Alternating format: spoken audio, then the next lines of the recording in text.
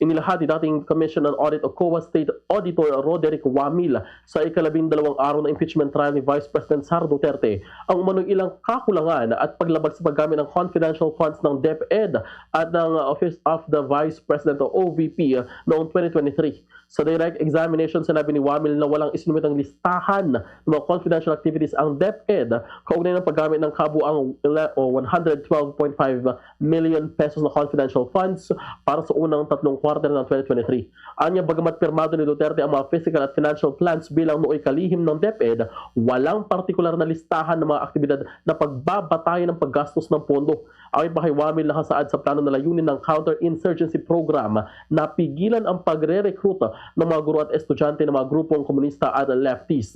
Ngayon man, sinabi niyang walang isinumitang listahan ng mga naturang grupo maging ang mga guro o mag-aaral na umano'y target ng programa. Dahil ito hindi rin umano may tugma ang mga target na programa sa aktual na paggamit ng confidential funds.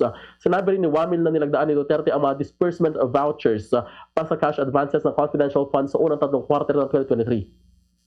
Samantala, sinabi rin ng dating auditor na nakitaan ng mga kakulangan ang mga accomplishment reports ng OVP kaugnay naman ng confidential funds. Ayon sa kanya, may mga gastusing hindi pinahihintulutan sa ilalim ng Joint Circular 2015-01 kabilang ang ilang line systems o line items para sa medical and food assistance, gayon din ang pondo para sa incentives at travel expenses.